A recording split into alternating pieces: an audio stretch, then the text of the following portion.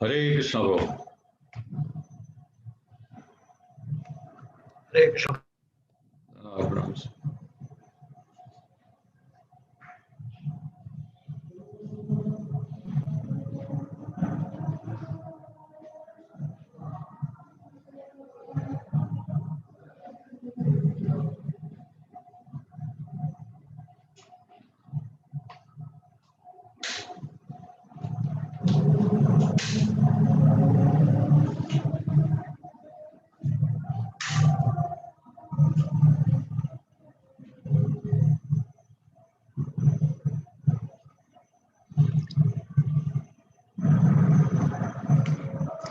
Dhanavad Pranam Guru Maharaj. Please accept my humble obeisances. Hare Krishna.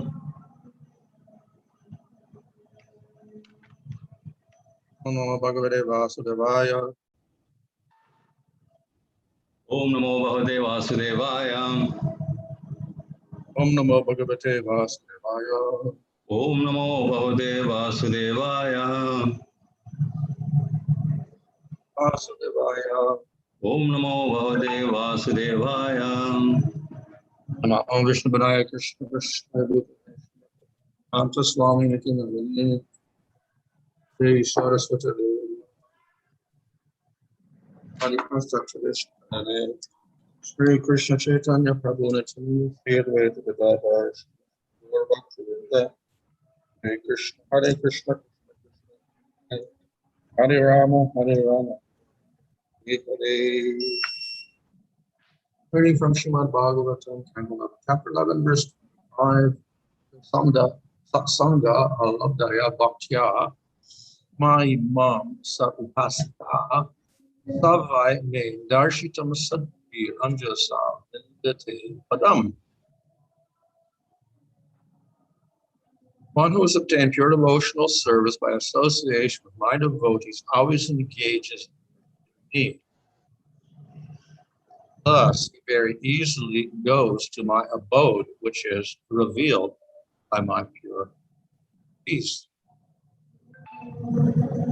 Purport: in the previous verses, Lord Krishna has emphasized the value of surrender to him in loving service. One may ask how such surrender and devotion is achieved. The Lord gives the answer in this verse. One must live in the society of devotees, and this automatically one will be engaged 24 hours a day in the various processes of devotional service, beginning with Shravanam, Kirtanam, and Maranam.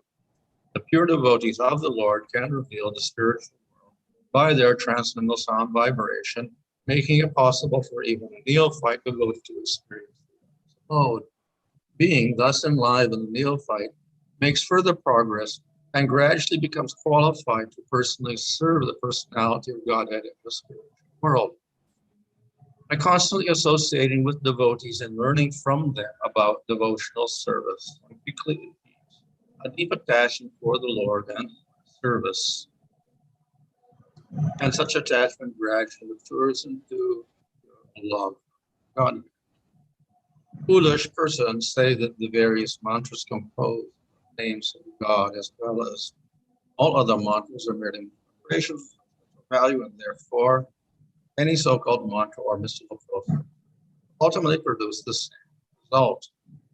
Through a few such superficial thinking, the Lord describes the science of going back home to Godhead. One should not accept the bad association of impersonal state with the form, qualities, and pastimes to the Lord are maya, or illusion. Maya is actually an instrument of potency of the Almighty's personality of God, and if one ignorantly tries to elevate illusion above the absolute truth, experience love of God, and will be cast into the forgetfulness of the Lord. One should not associate with those who are envious of the fortunate devotees who are going back to Godhead. Such envious persons deride the abode of the Lord by the pure devotees to those who have faith in the Lord's message. Envious persons disturbance among the people in general, who should take shelter of the faithful devotees of the Lord. Unless people hear from pure devotees, it is impossible for them to understand that there is a Supreme Personality of God eternally existing in his own abode, which is self-luminous, full of bliss and knowledge. In this verse, the importance of Sangha is clearly explained.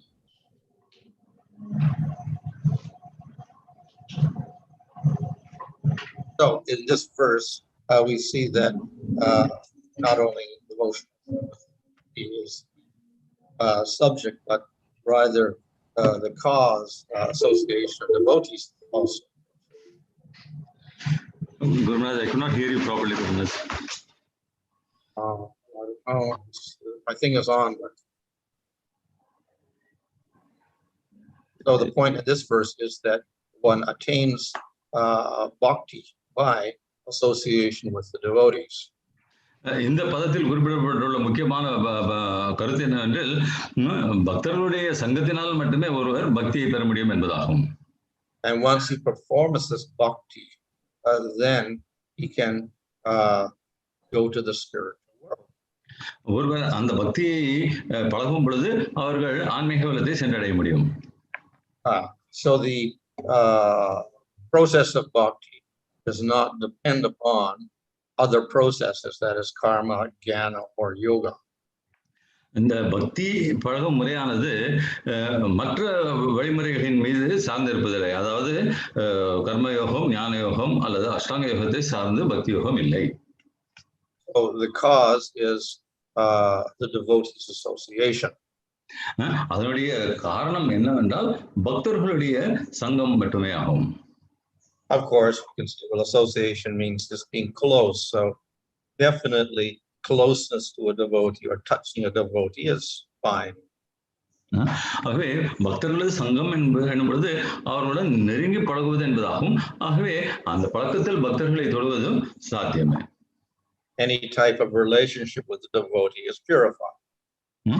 எந்த ஒரு உறவானாலும் சரி, பக்தர்களுடன் கொண்டுள்ள எந்த ஒரு உறவும் தூய்மைப்படுத்தக்கூடியது. For that reason, Lord Chaitanya says you should take the foot dust and the foot water and the prasadam.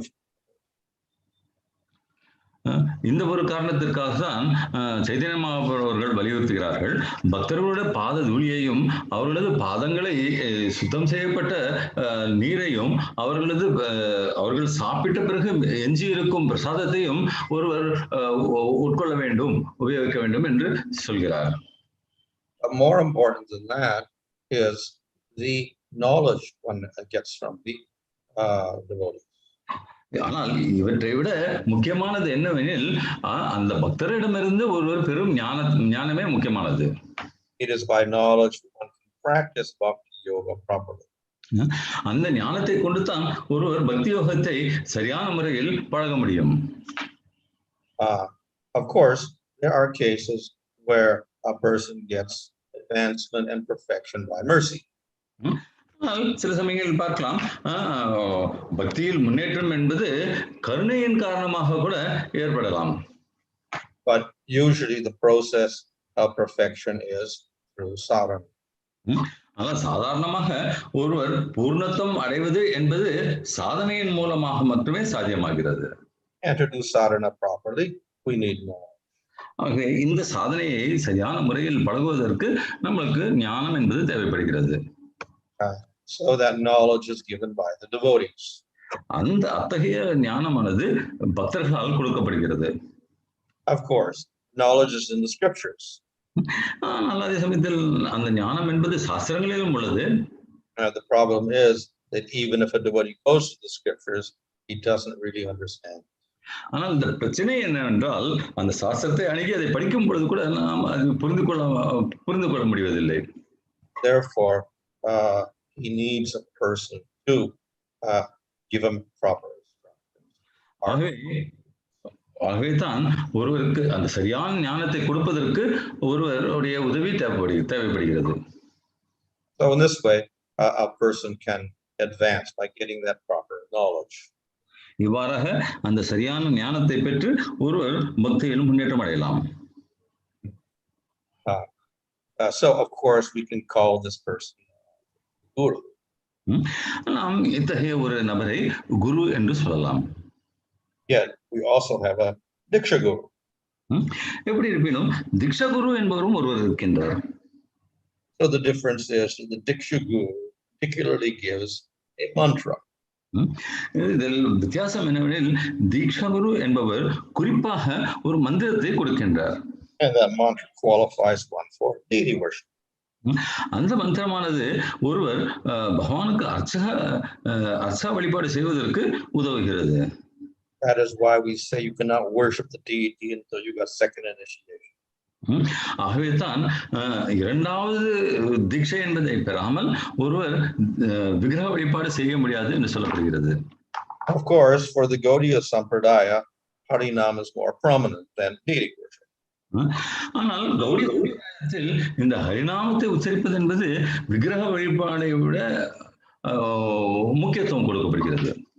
But nevertheless, deity worship is also one of the 5 important angas of bhakti. எப்படி இருப்பினும் இந்த விக்கிரக வழிபாடு என்பதும் பக்தியின் 5 முக்கியமான அங்கங்களில் ஒன்றாகும். But even there, with diksha and getting the mantra, Jiva Goswami explains that in the mantra there is divya jnana. எப்படி இருப்பினும் தீக்ஷா பெற்று ஒரு மந்திரத்தை பெறுவதை பற்றி கூட ஜீவ கோஸ்வாமி அவர்கள் சொல்கிறார். அந்த மந்திரத்தில் தீட்சை மந்திரத்தில் திவ்ய ஞானம் என்பது இருக்கிறது என்று. Diksha, both syllables, diksha. தீக்ஷா என்பது 2 எழுத்துக்களை கொண்டு Daksha. And so the di stands for divya jnana, spiritual knowledge. எங்க அந்த தா என்பது திவ்ய ஞானத்திற்காக குறிக்கிறது. And ksha stands for kshaya, which is destruction of sin. Shah என்பது க்ஷயா என்பதை குறிக்கிறது, அதாவது பாவங்களை அழிக்க வல்லது என்பது. So what is the divya jnanam? How is that conveyed by the process of diksha? ஆகவே இந்த தீட்சை என்ற வழிமுறையினால் இந்த திவ்ய ஞானம் என்பது எவ்வாறு வேலை செய்கிறது, அது கொடுக்கப்படுகிறது. Obviously, in shiksha, one is getting divya jnana automatically. யதார்த்தமாக பார்த்தால் சிக்ஷா பெறும் பொழுது கூட ஒருவருக்கு அந்த திவ்ய ஞானம் என்பது கிடைக்கிறது. What makes diksha different? ஆகவே அந்த தீக்ஷா என்பது எவ்வாறு என்ன மாற்றத்தை கொடுக்கிறது? As I said, one gets a deity mantra. ஏற்கனவே நான் கூறியது போன்று ஒருவர் அந்த விக்கிரக வழிபாடுக்கான மந்திரத்தை பெறுகிறார். In the deity mantra, there's also divya jnana. ஆகவே அந்த வழிபாட்டிற்குரிய அந்த மந்திரத்தில் கூட திவ்ய ஞானம் என்பது இருக்கிறது. So what is the knowledge in the mantra? ஆகவே அந்த மந்திரத்தில் இருக்கும் ஞானம் தான் என்ன? One, we should know who to worship. Guru Maharaj, who to worship? Who to worship? Yeah, should we worship Shiva or Ganesh or Durga or Murga, whatever? Okay, நாம் இந்த தேவதைகளை வணங்குவதை கைவிட வேண்டும். So the mantra will give us the deity. So of course for us it is Krishna. அந்த மந்திரமானது நம்மளுக்கு எந்த விக்கிரகத்தை வழிபட வேண்டும் என்பதை என்ற ஞானத்தை கொடுக்கிறது. நம்முடைய பரம்பரையில் கிருஷ்ணரை வழிபடுகிறோம். And also the mantra will give us our relationship with Krishna. மேலும் அந்த மந்திரமானது நமக்கு கிருஷ்ணருடனுடைய உறவையும் கொடுக்கிறது. Of course, the general relationship, we're all eternally Krishna's servant. பொதுப்படையான உறவு என்னவென்றால் நாம் அனைவருமே நித்தியமான சேவகர்கள், பகவானுடைய நித்தியமான சேவகர்கள். But of course we also have higher rasas. We have dasya rasa, sakya rasa, madhurya rasa. இதோடு மட்டுமல்லாமல் நாம் உயர்ந்த விதமான ரசங்களை பற்றியும் பார்க்கின்றோம். தாசிய ரசம், சாக்கிய ரசம், வாத்சல்ய ரசம், மதுரிய ரசம் என்று பல வகையான ரசங்களும் உண்டு. So in giving that mantra, the Guru is giving you knowledge, who to worship and what type of relationship we have with Krishna. Once we know that, then we can do bhakti. If we don't have that, if we don't know who to worship, how we can do bhakti?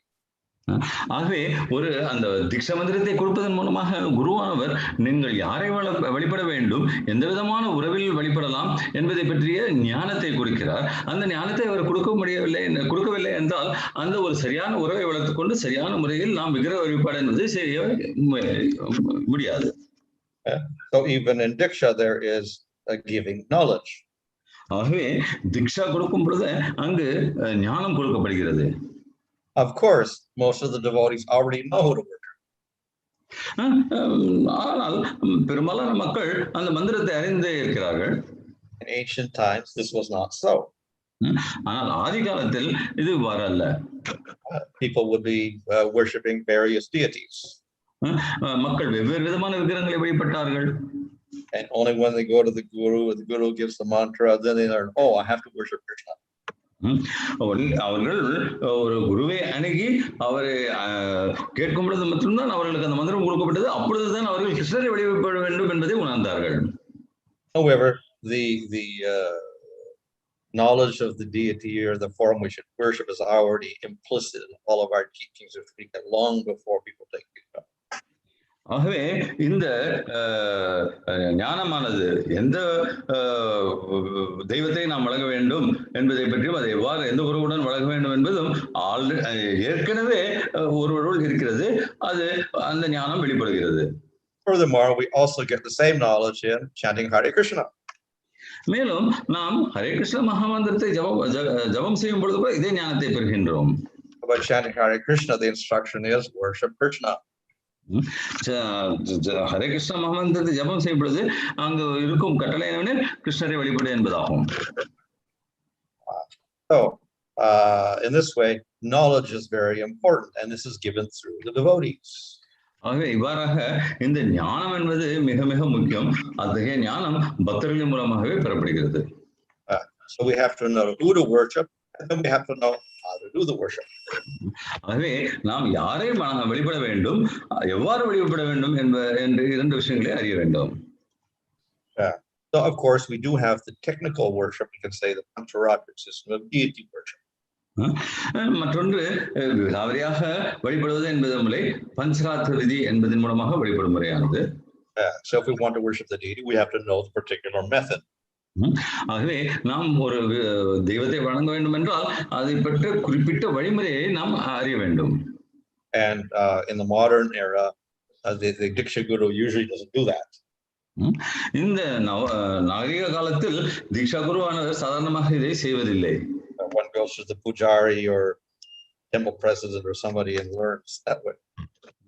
இது சாதாரணமாக ஒரு பூஜாரியிடம் இருந்தோ அல்லது கோவிலின் தலைவரிடமிருந்தோ கற்கப்படுகிறது.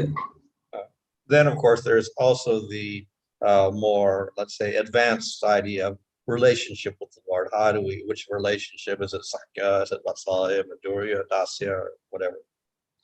மற்றொரு பகுதி என்னவென்றால் நாம் பகவானுடன் கொள்ளும் அந்த உறவு எத்தகையது, சாக்கிய ரசம், வாத்சல்ய ரசம், மாதுரி ரசம் என்ற விதத்தில் எது என்பதை அறிய வேண்டியிருக்கிறது.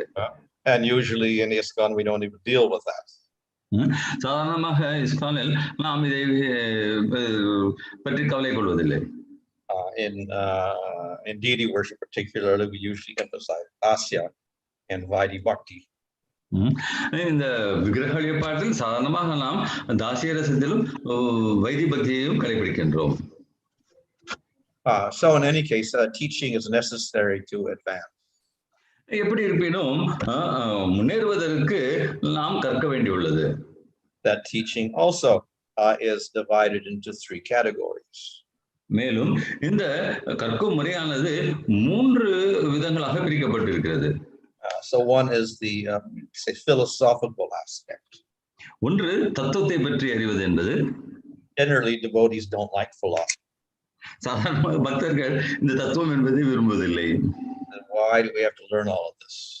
நாம் ஏன் இதை பற்றி எல்லாம் கற்க வேண்டும் என்று நினைக்கிறார்கள். But we see that the scriptures and the acharyas often deal a lot with this philosophical aspect. ஆனால் சாஸ்திரங்களும் ஆச்சாரியர்களும் சாதாரணமாக இந்த தத்துவத்தை பற்றி விலாவரியாக அதிகமாக முக்கியத்துவம் கொடுத்து பேசுகிறார்கள். But at least we have to know the basics.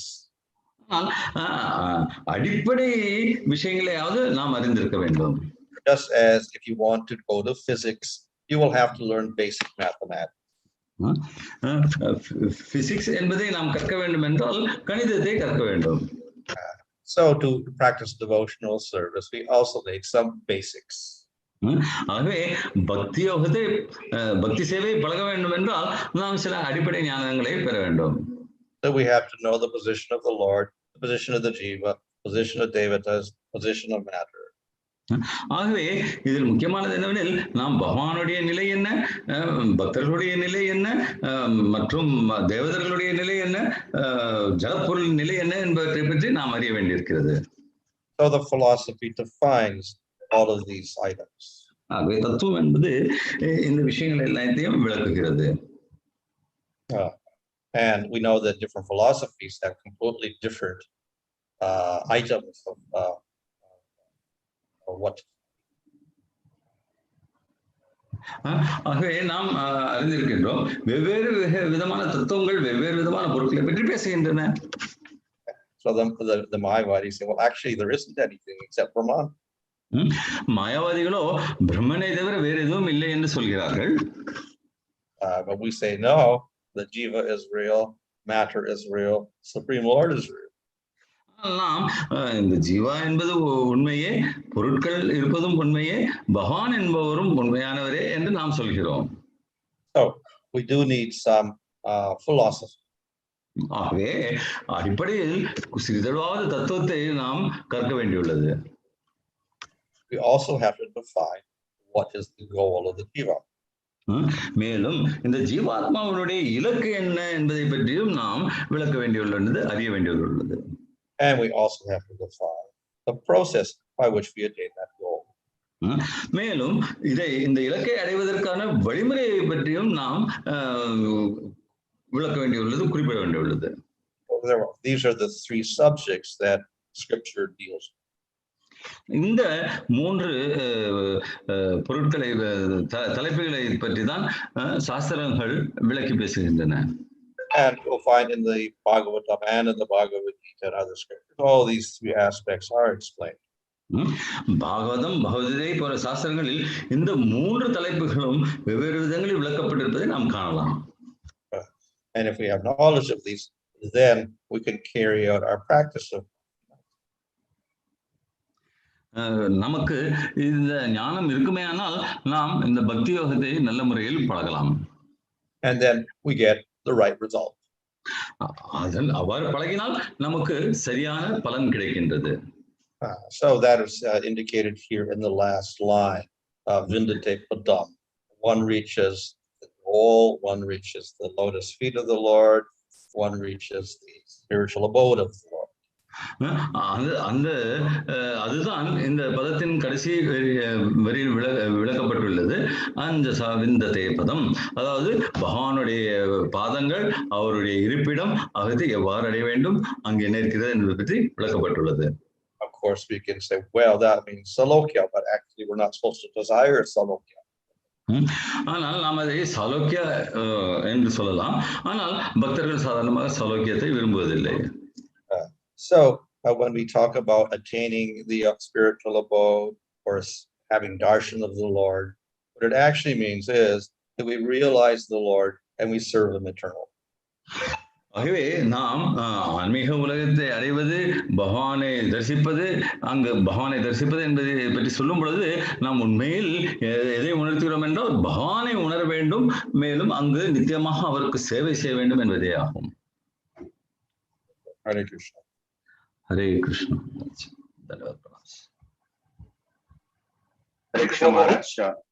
Hare Krishna Maharaj. Dhanup Pranam. Maharaj, as you mentioned, in ISKCON we do not deal with the relationship. There is rasa. So can we understand that by performing in dasya or vaidhi bhakti, depending on the sincerity of the jiva, would that automatically be revealed? நாம் நீங்கள் கூறியது போன்று நம்மளுடைய ISKCON இயக்கத்தில் நாம் இந்த ரசங்களை பற்றி அதிகமாக முக்கியத்துவம் கொடுப்பதில்லை.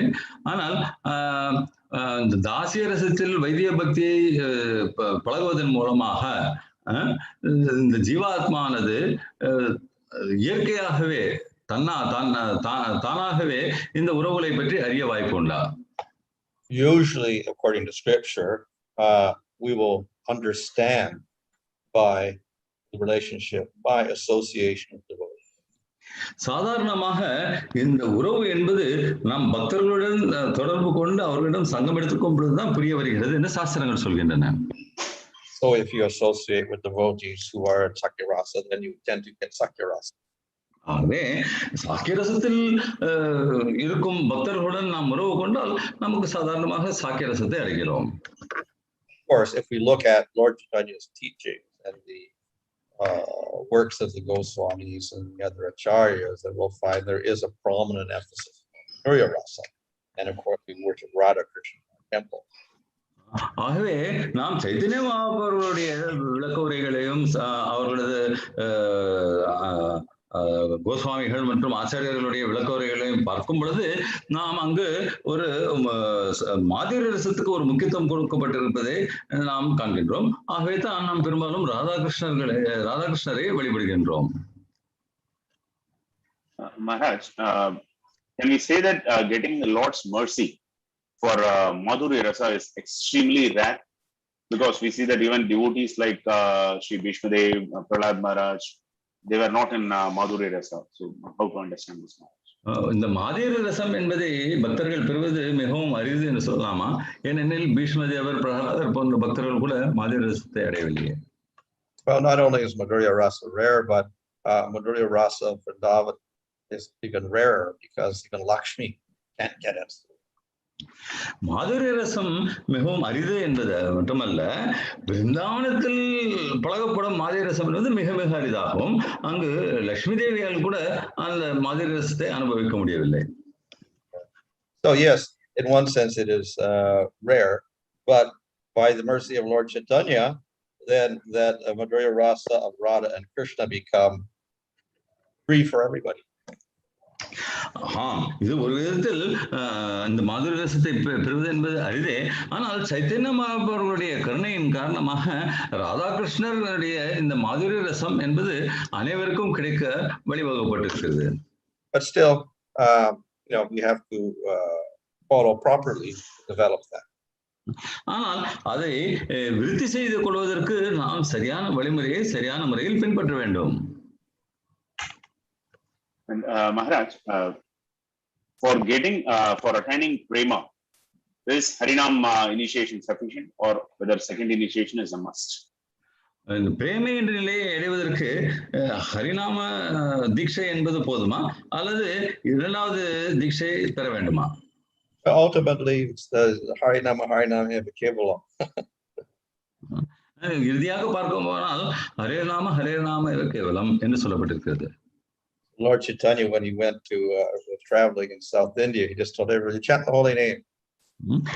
தென்னிந்தியாவில் பயணம் செய்த பொழுது சைத்தன்ய அவர்கள் இந்த புனித நாமத்தை ஜபம் செய்யுங்கள் என்று மட்டுமே சொன்னார். So if we chant the holy name sincerely and if we get good instructions from devotees and we get the proper knowledge, then of course we can get there. ஆகவே இந்த ஹரிநாமத்தை சரியான முறையில் ஜபித்து பக்தர்களிடமிருந்து சரியான அறிவுரைகளை பெற்று அதை நாம் சரியான முறையில் பழகினோமே என்றால் இந்த மதுர ரசத்தை நாம் பெறலாம். Maharaj, you said that Sri Mahaprabhu has recommended to take the dust from lotus tree dust and charanamrita and puchishtam of pure devotees. Now, however, we see that only few devotees were allowed by Sri Mahaprabhu to take his remnants, like Kalidas, Govinda were allowed. Not everyone were allowed to take his remnants. How to understand this and appreciate this? Mahaprabhu அவர்களுடைய அறிவுரையின்படி ஒருவர் பக்தர்களுடைய பாததுளிகள், அவர்களுடைய பாதங்களை சுத்தப்படுத்திய நீர் மற்றும் அவர்களது மகாபிரசாதம் ஆகியவற்றை எடுத்துக்கொள்ள பழக வேண்டும் என்று சொல்கிறார்கள். ஆனால் மகாபிரபு காலத்தில் கூட ஒரு சில பக்தர்களுக்கு மட்டுமே இந்த வாய்ப்பு கொடுக்கப்பட்டது. அதை நாம் எவ்வாறு புரிந்து கொள்ள வேண்டும்? One reason may be that he was taking a very humble position. இதற்கு ஒரு காரணம் அவர் மிகவும் ஒரு அடக்கமான நிலையை ஏற்றார் என்று சொல்லலாம். And of course he didn't want people worshiping him as the Supreme Lord or even as a great devotee. ஆனால் அவர் சாதாரண சைத்தன்ய மகாபுர்கள் பக்தர்கள் தன்னை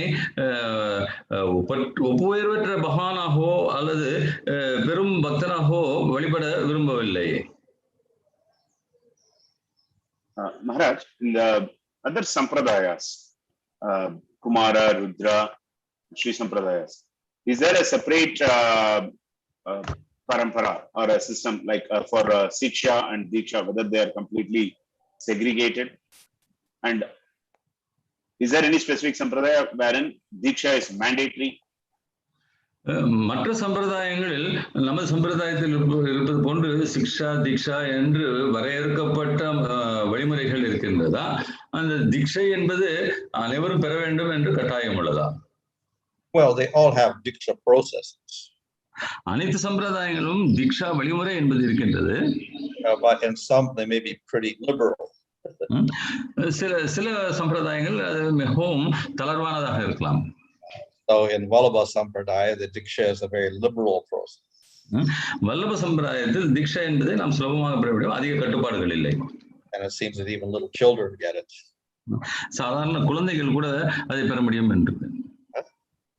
And it's a very simple process. The diksha is just give the mantra finished. மேலும் அது மிக ஒரு எளிமையான வழிமுறை, மந்திரத்தை கொடுப்பது மட்டுமே அங்கு நடக்கிறது. Other Sri Sampradaya and Madhva, we could say, are more influenced by Vedic principles.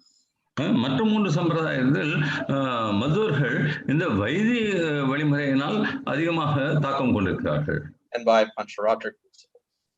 மேலும் பஞ்சராத்திர விதிகளையும் அவர்கள் பின்பற்றுகிறார்கள். So they follow the rules quite strict. ஆகவே அதற்கான வழிமுறைகளை சட்டதிட்டங்களை அவர்கள் பின்பற்றுகிறார்கள். So they all have a process of diksha. ஆனால் அவர்கள் அனைவருமே தீக்ஷாவிற்கான ஒரு வழிமுறையை கொண்டிருக்கிறார்கள்.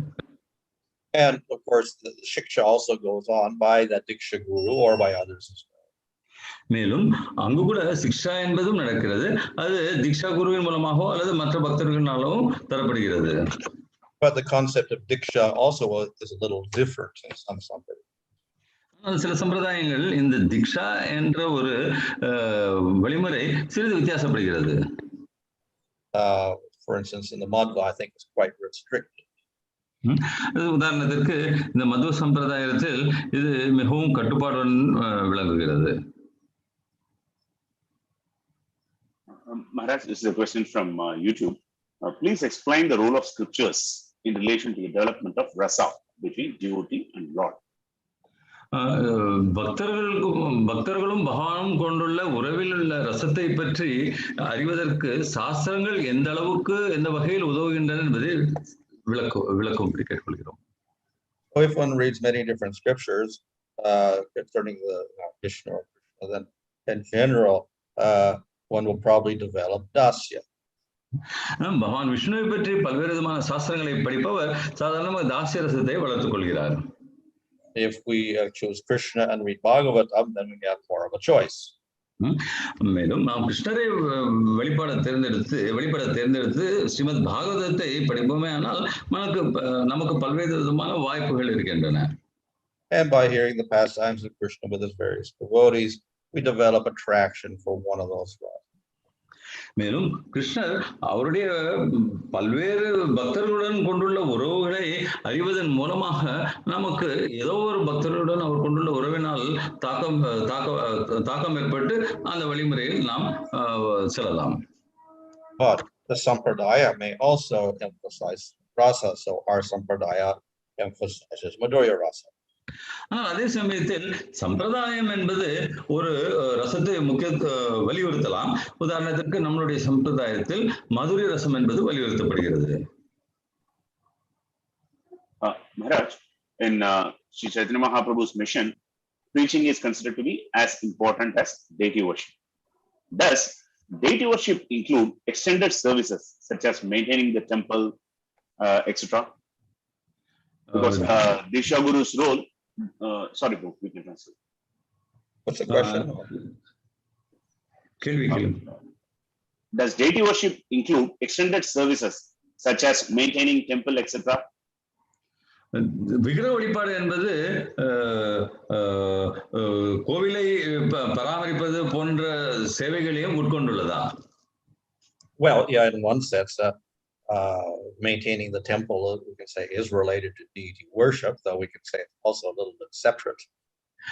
ஒரு விதத்தில் பார்த்தால் இந்த கோவிலை பராமரிப்பது என்பது விக்கிர வழிபாடுடன் தொடர்பு உள்ளது என்று சொல்லலாம். ஆனால் அதே சமயத்தில் அது மாறுபட்டதும் ஆகும். We usually refer to archana or deity worship as the direct worship of the deity.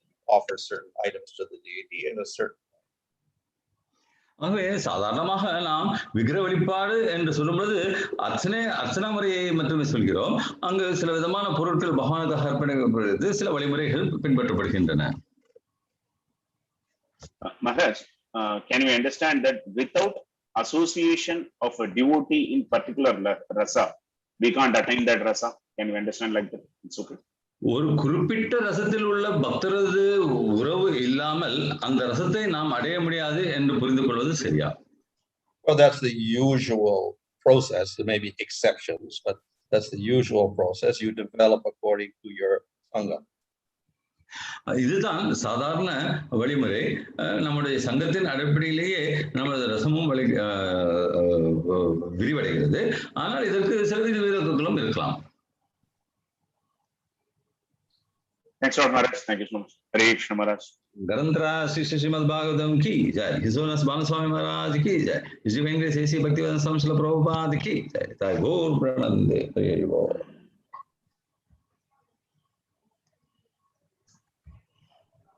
Hare Krishna, Prabhu. Hare Krishna. Let us chant the Hare Krishna Maha Mantra for all the devotees and others who are afflicted by COVID. 3 times. Hare Krishna, Krishna Krishna, Hare Hare, Hare Ram, Ram Ram, Hare Hare. Hare